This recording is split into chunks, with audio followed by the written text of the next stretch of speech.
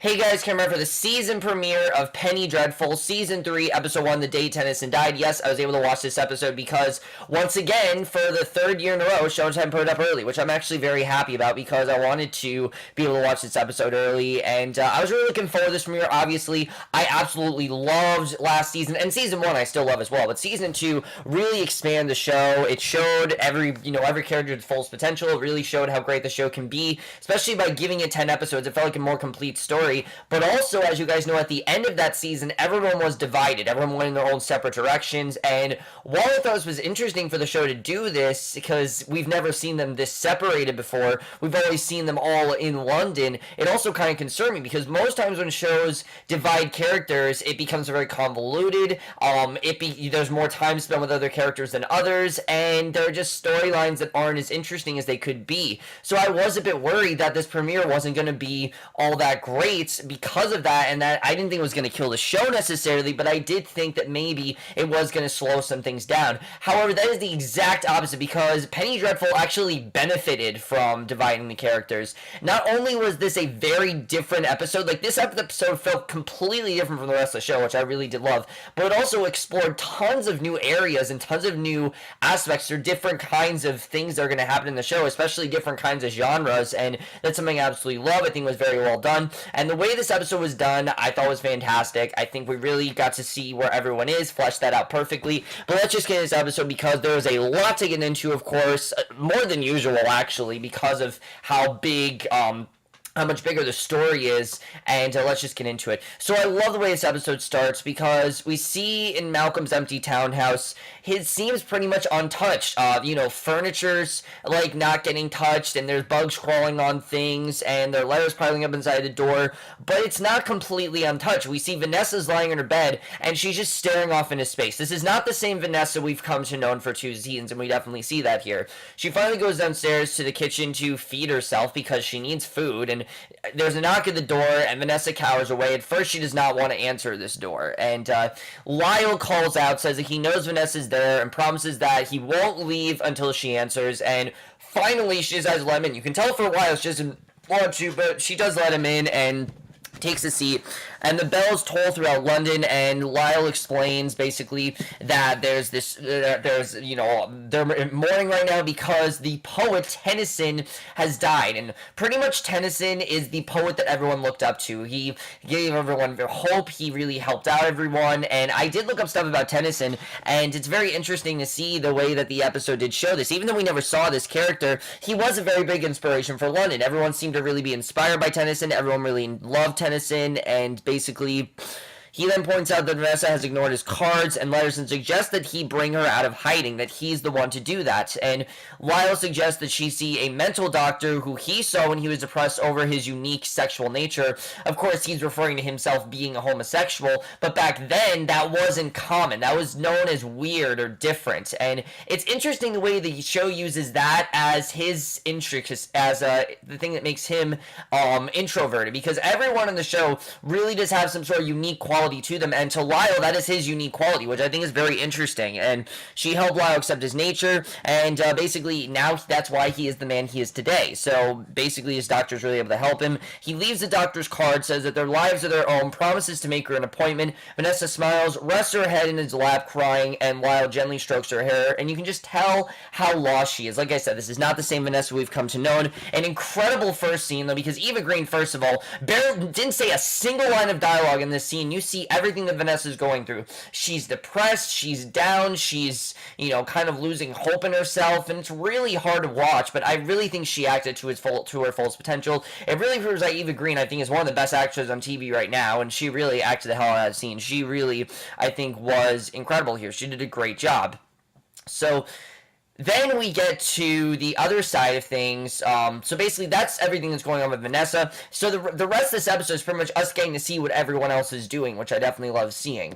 However, one of the most interesting aspects of this episode wasn't just seeing everyone in different locations, it's that every location seems to bring a different genre to the show or something new to the show. Because we see in New Mexico territory, Rusk and his junior inspector, they sit in a train passenger's car as it travels across the desert, and Rusk asks the marshal if there's a club car and then excuses himself to a handcuffed Ethan, and we realize very quickly that this junior inspector is none other than Ethan's father, Jared Talbot. And it's very interesting because Jared Talbot, of course, hasn't been in Ethan's life, and all of a sudden he's now back. And the inspector and his junior go to the car, and the marshals scrutinize Ethan carefully, and you basically realize that these marshals, I mean, Ethan's kind of wanting to escape, you can tell, and they could basically get him at any time, and they're watching him very carefully, so you really do get that sense, and that just sense that they could get him at any time, and it really does add this amount of thrill here. So they go to the club car, unaware that Hecate is actually one of the passengers. Now, why Hecate's there, I have no idea, but clearly there's a reason why she's there. We know that Hecate is now on Ethan's side, and that she does actually care about him, so I'm thinking she's there to probably break him out. So the barman serves them tea, then asks about Ethan, and Russ explains that Ethan butchered and ate a fair number of people, and obviously that is why they are there to catch him. So I thought that was very interesting that we saw that. But then crazy stuff happens in this next scene, because I was thinking that we were just going to see them on this train. They were going to eventually hit their destination, but that is not at all what happens. What happens here is a lot more interesting. Look, going into this season, I knew things were going to be different. The gang is no longer together. We can now explore new aspects of the show. Now, when I heard they were going to do that, I thought it was just new locations. But no, this next scene basically shows that they are doing something completely different this season. And I am perfectly fine with them doing it because it completely took me off guard. But it really benefits the show and shows that they're definitely not getting stale at any point.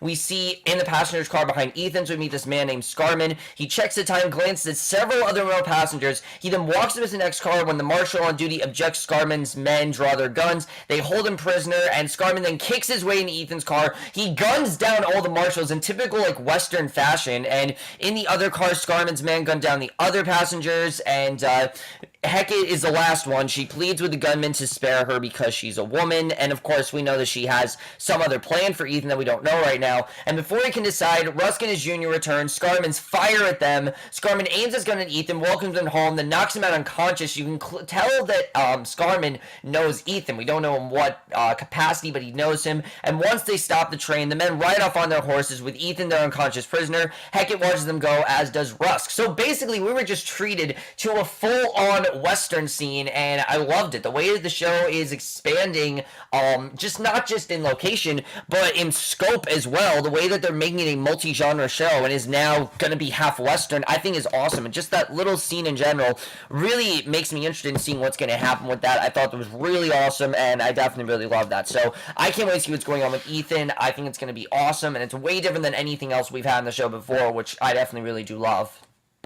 So then we go to German East Africa, where we get reintroduced to Malcolm, but by far, out of all the characters, Malcolm is the one that really hasn't changed. He still is who he is, and it would make sense, because we know that Malcolm basically wanted to leave London in a sense of rediscovery. He wants to explore new worlds, he wanted to leave beyond London, he just didn't feel it was safe anymore, and he just felt that he needed to go to Africa. It was safer for him.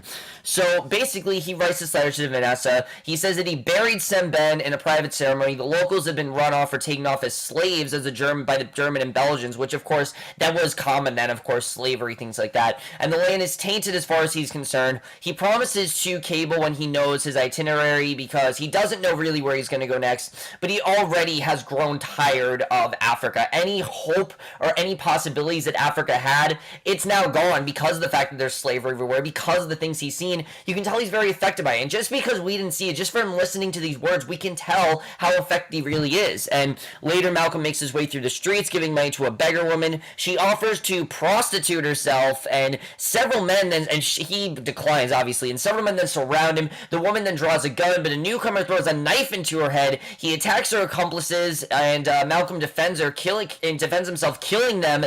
And once they're down, the newcomer, Ketane, I think his name is, I'm going to say his name, Kitane, something like that. He takes their scalps, and he addresses Malcolm by name, saying the old traditions die hard, and we don't know who this guy is, but clearly he knows who Malcolm is, and that scene was just awesome. I absolutely love that. We'll get back to Kitane in a second, though. So on a ship trapped in the Arctic ice, the sailors slowly freeze and debate whether to eat the human flesh of their dead comrades rather than starve, and we see this is where John is. We know that John went on that ship basically to isolate himself from the world completely, and not only is that happening, I mean, things are really bad on this ship. We see John is crouched nearby as the ship shakes from the ice. Now, at first I thought John was hiding from the sailors, that they didn't know he was there, but the ship doctrine says that they should die as men, and John laughs briefly because obviously he's not a man, and they don't know that, but basically that's why he thinks that's funny. So the cabin boy's dying. The doctor confirms that he's not long for it and that he definitely is going to die very soon. And one of the sailors draws his knife, says that they should hasten the end, and I like the conflict going on here. We don't know who this sailor and doctor is, but the sailor feels that they should basically take care of this, that they should just let the boy die naturally, while the sailor thinks that they should actually kill the boy, and that might be the best thing to do. So John at first blocks him. You can tell that he really doesn't want to kill this boy, and the sailor says they should put the boy out of his misery. And unmoved, John holds his ground. The sailor drops his knife after a moment, and John does. Basically, John goes to the boy. He sings him a song. We get this incredible scene where we actually see John have a brief memory of parents singing the same song as he lay sick as a boy, and it's really the moment of us realizing, and John remembering the man he used to be. And I don't know if his name actually was John Clare. I feel like that had to be his name. I mean, we know he got that from an author, but the doctor confirms the boy only has a few days, and John breaks the boy's neck before the sailors can kill him. He then wishes them luck, goes topside, telling the crew that he's going home, and it's a very powerful scene. You see, not only has John killed this boy, basically done what they want him to do, but he's also kind of realizing who he really is, and he walks across the ice unaffected by the cold, obviously because he's dead, and we know he naturally has cold hands. So John, I think, is going to be the one that is going to get to back to England, back to London the fastest. I think that's exactly where he's headed. That's where he wants to go, and I can't wait to see where that goes. So Malcolm, and so basically I thought that was a very powerful scene. I really enjoyed what happened there. I thought there was some really, really great stuff there. I definitely really did appreciate that, what happened with John, and I think we really are going to, I think John in general is really going to remember who he really is. He's not just some creation from Victor. He does have emotions. He does have those feelings that he can't really comprehend, but I think he really didn't want to kill this boy, but he wanted to basically just get away from the ship because it hasn't gone the way he wants to, and I definitely love seeing that. So like I said, Season 3, dividing the characters, really do open up new aspects for what we can do in terms of who we can interact with. And this next scene with Malcolm and Kaitsune, I think is how you pronounce his name. I'm sorry if I'm pronouncing his name wrong. Really do show how the show is going to expand this world, because we see Malcolm and Kaitsune, they go to a board, and Kaitsune explains that he's a Shirakara Apache, and he tells Malcolm that he missed him in London and found him in Africa, and he's been following him ever since. And Kaitsune says that Malcolm can't die until he serves his purpose to fight, which is to fight the great demons of earth and sky until he is dead. And Malcolm says that he's done with it. He doesn't want to do that anymore because of all that happened with Evelyn and the fact that she brainwashed him. He just feels it's not his duty anymore. You can tell that this is a man that's kind of down on his luck, and he just doesn't want to do this anymore. And Kaitsune demands that Malcolm must come with him to America because Ethan needs his help, and if Malcolm comes with him, then he'll tell him the story, and says that Ethan is almost his son, which is very interesting because we know that Ethan's father is literally there with him, but apparently Kaitsune is somehow connected, which we don't really know. But Kaitsune tells Malcolm to be who he is and to follow him and basically fulfill his destiny. Basically, I like what Kaitsune is doing to Malcolm. He's forcing him to remember who he really is. Malcolm is down in his luck. He's pretty much done with fighting monsters. He doesn't want to do that anymore. Both times it's gone really wrong. From the first time he lost his daughter, and the second time he basically he witnessed his wife dying. He was brainwashed from this woman who he truly did care about and truly did have some feelings for, but eventually realized he couldn't trust, and it almost killed Vanessa, who of course is like a daughter to him. And then Ben said he just doesn't want to do it anymore, but Kaitsune is telling him no, he needs to do this. This is his destiny. This is what he needs to continue doing, and I can't wait to see the way that this goes. It's going to be very awesome, and I love that we literally have not just a Western Western, but also sort of like a suspense. We have like a suspense thriller going on, we have a Western, and then we also have a sort of like hostage thriller going on as well, which I definitely do love seeing. I can't wait to see how this goes with Kate Sine and Malcolm, the way they're going to track down Ethan, whatever is going on, and how Kate Sine is related to that, I think was fantastic. And that whole conversation I think is great because they present Kate Sine as someone we already know. They don't treat him as a new character, which I thought was really cool. Obviously, we're learning more about his character, but the way they present him, it seems like we already know this character. And in many ways, I feel like Kate Sine is the man that Malcolm used to be, the man that Malcolm wishes that he still is, and of course he's not, but I thought that was a very good scene. I definitely really did love that, and I thought they did some really good stuff with Kate Sine and with Malcolm. I definitely really did appreciate that, and I can't wait to see where that goes. Kate Sine, not only is I think a great new character, but he really brings this new energy to the show we haven't seen before, and I can't wait to see how that turns out because that was just awesome, and I'm just loving the new aspects that the show is going to explore, and I can't wait to see how they further explore it as the season progresses. So Scarman and his mercenaries stop, and Ethan figures that they work for his father, because that's, of course, how they would know him, and he figures that it's about time his father sees him and smiles, and Scarman tells him to cheer up because they're taking him home, and Ethan wishes him luck that it's actually going to go well. So you can tell that these guys are on Ethan's side, but we don't know anything else about them, and I like that we don't know anything else about them. It keeps that suspense, it makes us wonder what's going to happen here, and really makes me interested in this story. I can't wait to see what happens with these mercenaries. Why do they have Ethan? How do they know him? Do they know his father? I think that whole situation is going to be very interesting, and I can't wait to see where that goes. And like I said, I love this part of the show. I think it really is awesome. So again, then we are treated to a very cool aspect of the show that we haven't seen before, and I really love seeing. Again, something that the show I don't think has done before. Maybe they touched upon it, but not in the way they do it in this next scene. So while Ethan's plot is dealing with this Western sort of situation, and Malcolm's plot is also connected to that, Victor, on the other hand, is dealing with its whole situation entirely, because we meet the character of Henry Jekyll, who we've met before, but what I loved about the show is the way they present to Henry Jekyll, because Henry Jekyll usually is a typical white man who everyone really loves and thinks that he's this great doctor. Here, he is actually black. He is half black, and people insult him for it. There are people telling him to go back to, Calcutta, which of course is where the black people are originally from, and it's a really hard scene to watch, but you can tell that Jekyll has dealt with this all his life, and it really presents this new vulnerable side of Jekyll we've seen. And I don't know if Jekyll is going to turn to Hyde. I feel like maybe Hyde for him is more of him being black. That is what makes him different. That is what makes him hated by most people. And like I said, the show really is about vulnerability, and a big part of that is what's going on with Dr. Henry Jekyll. He's embraced who he is. He's dealt with this all his life, and he's trying to move forward, but he doesn't really know if he can, and I thought that was a really great scene, the way that was done. But then he knocks the door, he calls to Victor by name, and Victor could not look more worse for wear. I mean, he looks like he has been stuck in this, basically this Victor's mansion, basically, or his laboratory, whatever you want to call it, for a while now. It looks like he hasn't been here for a long time. He recognizes visitor, lets him in, and over to Victor thanks Victor thanks Jekyll for coming, and Jekyll notices the needle marks on Victor's arm, and Victor admits that he's been doing the old work that he dreamed of presenting to the Royal Society when they were students, and he says that he has created monsters, and basically, we know that now, because of what's going on, he's now turned to morphine, and that he is basically we know that he can't feel the veins in his arm, so it's going into his hand. I really think the show's starting to touch upon that more as Victor's addiction. And he says that he's created monsters, and Jekyll says that he is his true friend. And satisfied, Victor pretty much tells him everything he's done. And the dynamic between Victor and Jekyll we really haven't seen before. Of course, we know Jekyll as a character, but we really haven't seen him in the way we do in this episode. And I really thought it added this just much-needed partnership between Victor and Jekyll. And we know that Victor is slowly starting to lose his mind, and I think Jekyll is going to be the one to make him fully lose his mind, which I can't wait to see what happens with that.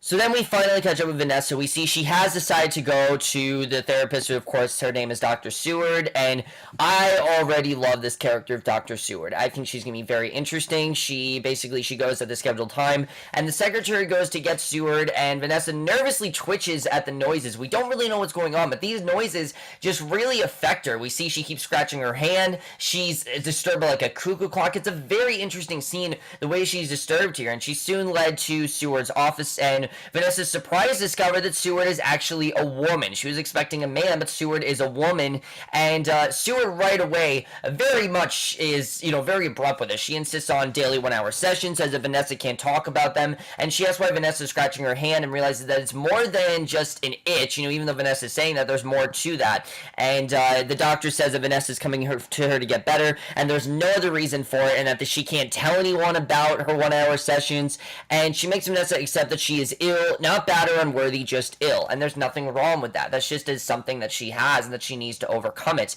And Vanessa hesitantly explains that she has a large inheritance, and I really feel this is the moment we've been building up to since the beginning of the show. We've known that Vanessa's had these problems, but now it's really starting to affect her, and now she really does actually need the help. Before it seems like she could do this on her own, but now it's really gotten to the point where all her friends have left her, and she really is all alone, and she can't really function by herself anymore. She needs someone to help her out, and I think that Seward is the one to do that. So basically, she makes Vanessa accept she's ill, and basically Vanessa hesitantly explains that she has a large inheritance, and Seward says that there are no manners there, to not worry about the fact that she has a large inheritance. She doesn't really care. And when Vanessa smiles, Seward asks why. Vanessa says that she figures that Seward doesn't want her to leave because she scratches her hand, and indicates the phobias that Seward are interested in. And Seward insists that she wants to cure people, and Vanessa says that she knew someone like her, Joan Clayton, and of course we know that Joan is very, we knew that was going to happen. Why not just because Patti LuPone played Joan and she played Seward,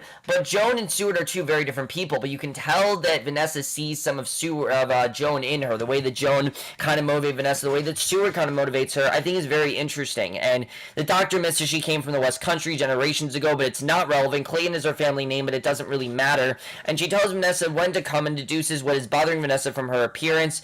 Seward concludes that Vanessa blames herself for being alone and recently lost something important to her, and she points out that Vanessa seeks dark, impossible men, so that her relationships will fall and they will fail, so that she will be alone. That's basically why she's gone to Ethan. That's why she's gone to Dorian, because these men are dark, and she knows it's not really going to work out, which is very interesting and really does show why Vanessa is in the world that she is, and so she can blame herself. Vanessa agrees to return, and Seward tells her to break the cycle for one day by doing something she's never done before, something as simple as eating a food she's never ate before, or talking to someone and having a full-on conversation, and then tells her about it before their next session. And it's a very interesting scene. You really do see that Vanessa now knows what's going on with her, that Seward already can tell there's something going on. You really do see that there is something luring with Seward that I definitely do want to get into, but there were a lot of things I definitely loved about Seward's character that I really do want to talk about, and something that I think they really handled very well was what they did with Seward's.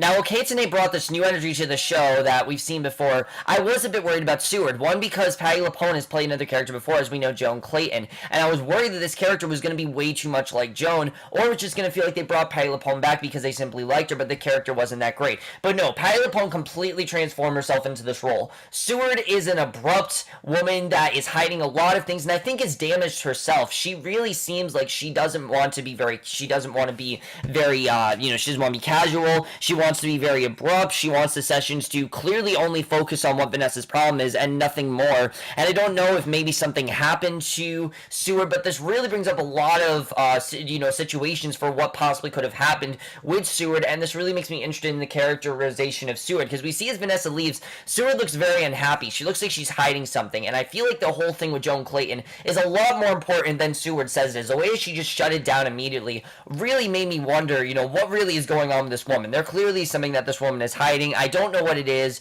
but I can't wait to see as the show explores it. It brings this new psychological aspect to the show that I think we've seen before, but I think the show's diving more into it this season, and I really do love that, and I can't wait to see what happens in those scenes between Vanessa and Seward, because I can already tell they're going to be probably some of the most fascinating scenes we've had on the show.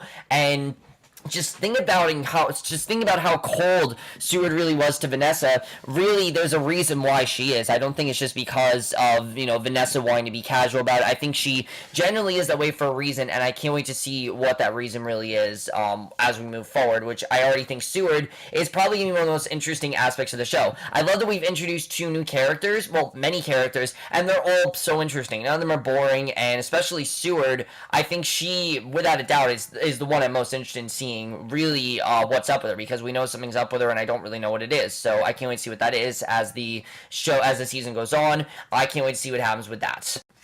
So, since Victor revealed everything to Jekyll about who he is and what he does, he takes him to his lab, explains that it's where he created Lily, and Jekyll admires his ability to create life, and Victor admits that it was either the needle or the noose because his sins have turned on him, and that is why he's turned to morphine, because it was either he basically, dose himself with drugs, because that's the thing that we know calms him down, or basically kill himself. And his friend points out that Victor has ignored him for 5 years, and then summoned him and tell his secrets, and even though he ignored him for 5 years, all of a sudden he's brought him back just to tell him his secrets, and he doesn't understand why. And Victor insists that he needs Jekyll's skills to destroy Lily. And Jekyll says that he's no killer, but Victor reminds him of all the boys who had sold him that Jekyll dreamed of killing, Jekyll dreamed of killing, and that he would want to kill back then. And Jekyll nonetheless insists that he controls his anger now, and he works with the neurochemical process of the brain, and he figures that Victor wants to love Lily, not kill her, and offers to tame Lily,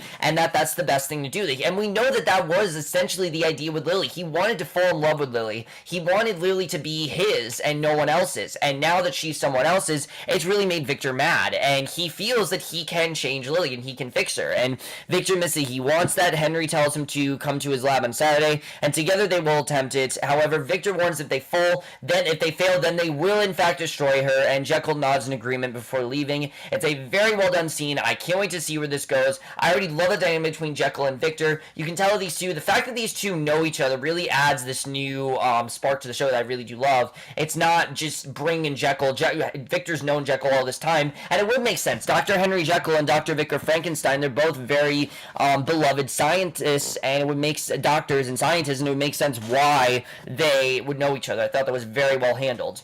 So as Vanessa walks back to the townhouse, we see this man follows her, and we don't know who this man is, but right away he looks like bad news, and he nods to a young boy ahead. The boy offers Vanessa a death ribbon in honor of Tennyson's death, and Vanessa buys it, and you can tell that there's just something going on with this man, because he gestures to the boy. He looks very sinister. She notices his pale skin. The boy says that he has anemia, and it has to do with his blood, and as Vanessa walks off, the boy calls her beloved and tells her to savor the day, and this kind of gives her that motivation, because as we know, Stewart told her do something you've never done before, and that is exactly what Vanessa does in this next scene. Last season, we really got to see the bonds that Vanessa has with each character. We know every character she seemed to have perfect chemistry with, and she just worked perfectly with. And this season, of course, we know she's been very isolated. She really hasn't gotten to talk to anyone. She hasn't seen anyone, mainly because, one, she hasn't really cared to, and two, also because she's been completely isolated and doesn't want to go anywhere. She even hates the sun, which Stewart said, which is very interesting. I can't wait to see what's that all about. But basically, she does actually decide to talk to someone here, which may or may not be a good thing. Vanessa notices a nearby museum. She decides to do something different by visiting it. She sees a stuffed wolf and studies it for a moment and then moves on, and she comes to cases of scorpions, and right away she meets this guy, Dr. Alexander Sweets, who knows pretty much everything about scorpions that she does, the fact that the smallest ones are the most dangerous, and that an albino one, a Deathstalker, figures that most people say the scorpion because they're dangerous, and Vanessa says that she touched a scorpion before and figures Sweets for a zoologist, that he is a zoologist, and he introduced himself as a director of zoological studies, and talks to the wonders of nature and all the creatures that fascinate him. And Sweet tells Vanessa that his favorite are the broken, unshun creatures that someone has to care for, and Sweet's colleague interrupts them. Vanessa introduces herself, the zoologist bids her farewell and leaves, and you can tell that these two have this newfound bond, but for whatever reason, I don't trust this guy. I don't know what it is. Just something about Sweet seems too forward, and I don't know if it's because that's the way that Evelyn presented herself to Malcolm, but he just seems too forward to me. Something about this guy just says bad news, and I don't really know what it is. The fact that he knows so much about scorpions, the fact that he loves the undead ones, but I do like what Sweet says, that the undead ones are the ones that attract him because someone has to take care of them. And in many ways, Vanessa's kind of undead. She feels like she should be dead, but she's not dead, and I think it was a very well done scene. I really enjoyed that, and definitely it's going to be very interesting to see how the show handles Sweets and Vanessa. Sweet's the one character we don't get too much of a characterization with. We know he's a director of zoological studies, we know that he's obsessed with animals, but just something about him I don't trust, especially because those two men she saw before. Something about him just doesn't ring right with me, but we'll have to see what happens with that. But of course, Vanessa, this really gives her this new sense of confidence. She is going to go back to her old self, and we really do see that she is trying to turn things around, showed in the next scene, which was brilliantly done by Eva Green, in my opinion at least. I think she really killed this next scene.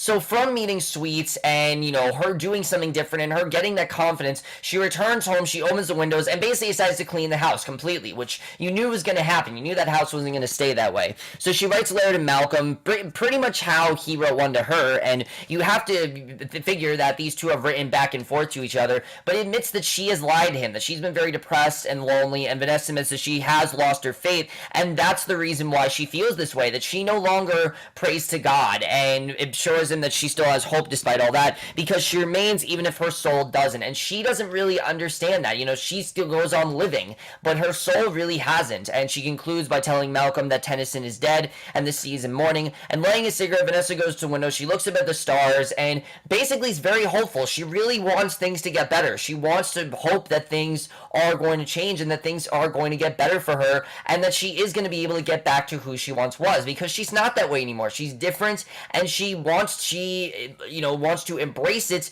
rather than conceal it, and I think that's something that Vanessa is really going to deal with as the season goes on, and I couldn't see how that works out. But I also love that Malcolm and Vanessa are writing letters back to each other. Even though they're not together, you do get that sense that they're still talking to each other, and it would make sense, obviously. These two had such a close bond. They were like father and daughter, and in many ways, they're still just as close, just through letters. But to Vanessa, things are, you know, she's more and more isolated, but you can tell she really does want to change things, and I can't wait to see how she does that. And Eva Green especially, I mean, she impressed me more and more each season, but this season she's having to play a different side of Vanessa we haven't seen before, and I really think she killed it in this scene, and it really makes me excited to see where Vanessa's going to go, because at this point, I think she's going to go in a more positive direction, but at the same time, I'm worried that things aren't going to work out well for her, because nothing works out for Vanessa. We've known this as the show goes on. Nothing good happens to Vanessa. Everything shitty happens to her. Sweet, I don't trust, and I don't really trust Seward either. I feel like there's something... Seward, I kind of feel like there's just something going on with her mentally that she's just not telling Vanessa about, but Sweet especially, I just don't trust this guy. I don't know what it is, but something about those two, I don't think Art's going to work out as well as Vanessa wants it to, because we've known nothing good can happen to Vanessa, and that really makes me interested in seeing what's going to happen with that. Definitely, I can't wait to see what happens there. But then we get to the last scene of this episode, which, look, I already have praised this episode. I think it was probably the best premiere Penny Dreadful's done, personally. I think this was an incredible premiere. But then we get one of the coolest scenes this show has ever done. I mean, I thought I'd seen it all with something like Penny Dreadful introducing villains, but they've never done it quite in the way they do in this next scene that I absolutely loved. Penny Dreadful is a horror show. We've known that since the show started. Even though the show's exploring new aspects, it is a horror show. I don't think the show's ever been as sinister and as bleak and as, small and subtle as it is with this reveal, because this was incredible. We see Renfield, who is Seward's secretary. He goes to a street in Chinatown. He hires a prostitute. They go into an alleyway and a figure passes overhead and then smashes the woman into a wall. And it's the same figure that saw Vanessa before, the same boy and the man as well. The figure pulls Renfield away into the darkness, and when he wakes up, he finds himself in an abandoned building. He doesn't know where he is, and Renfield's expression, he's never really seen anything like this before. The fact that he just puts his glasses on his face immediately and is just terrified of what's going on. He never expected this kind of stuff, and the familiars that approached Vanessa earlier are there. The others that crawl in the shadows, they surround Renfield, and the lead familiar says that Renfield is pink with blood, which we don't know what that means, and basically the master enters, the familiars all back away, bowing, and the master tells Renfield to have no fear and orders him to look on. Now, it was really cool. When the familiars leave, they basically all back away, and they all turn into, like, these animals. And their master basically tells Renfield to have no fear, orders him to look on him. He asks him about Vanessa, and Renfield says he knows nothing, because he does know nothing. He has one encounter with her, and he knows nothing about her. But it's clear the master wants her. The master tells him to learn more and informs him, opening her secrets to him. He then has Renfield bend his head back and give him his neck, and sobbing, Renfield does so. The master takes his blood, and we find out that this master is not just some master we have met before. This is, in fact, Dracula. That line, "My name is Dracula," is an incredible line. It's an incredible way to end the episode, and it made me go, holy shit, this is going to be an incredible season. I mean, I didn't think anything could top Evelyn, but that guy seems creepy as shit, and I can't wait to see what his agenda is. Yes, we've had vampires on the show before,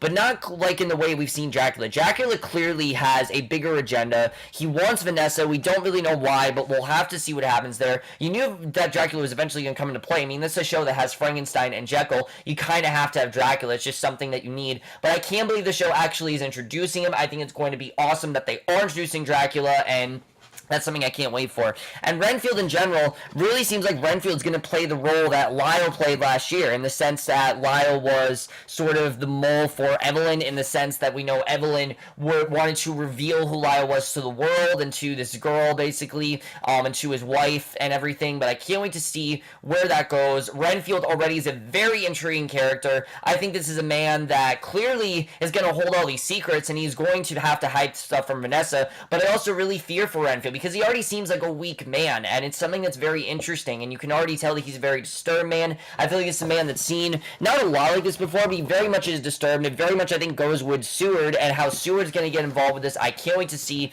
The role that Dracula's going to play in the show is going to be incredible, and I can't wait to see how this all plays out. Very creepy stuff, maybe one of the creepiest things we've ever had in Penny Dreadful. Like I said, I think I've seen all in terms of creepy, and then the show just surprises me more and more, and I absolutely love that. Perfect way to end the episode, and perfect way to show how different this season is going to be, which I absolutely loved. And Dracula already really does creep me out just from that line, my name is Dracula. Really, I am so intrigued to see more of this character.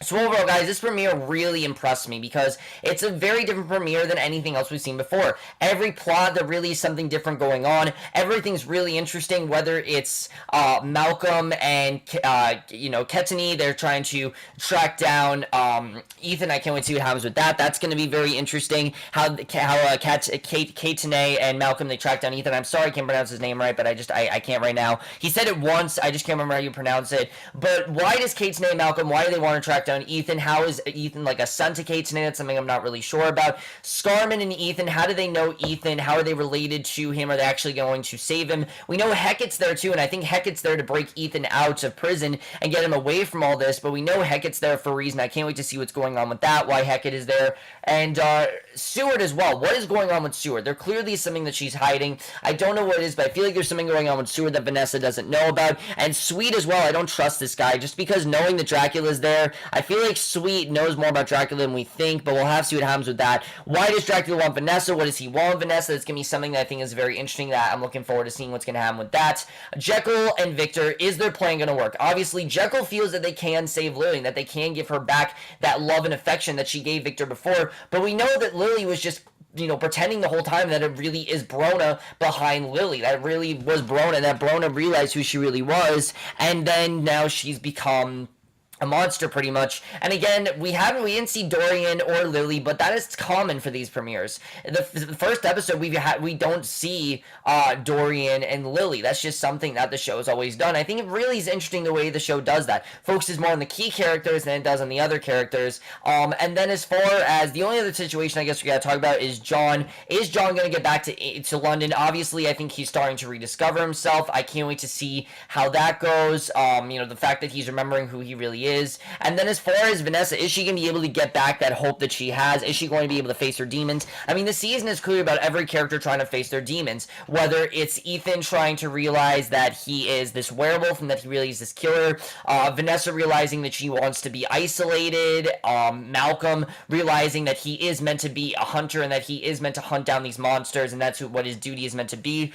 Victor realizing that he's meant to be a doctor and that he is meant to save, that he really does have love in his heart and that he really does it out of love, not out of hates, and that really is the reason why he created Lily and all these characters.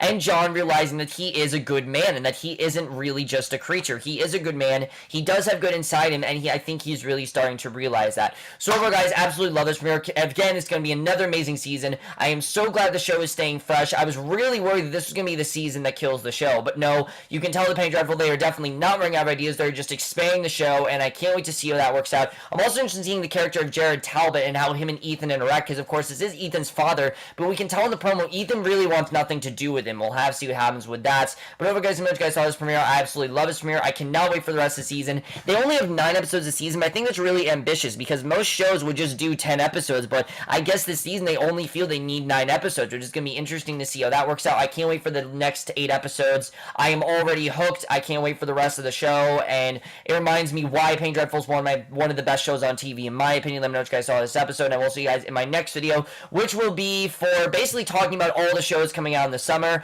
I need to do this video, obviously, because I just talked about Penny Dreadful, and then there are other shows that premiere throughout next week, and it's going to be talking about all the shows I'm going to be watching next summer, so look forward to that, and I will see you guys for that. Okay, bye.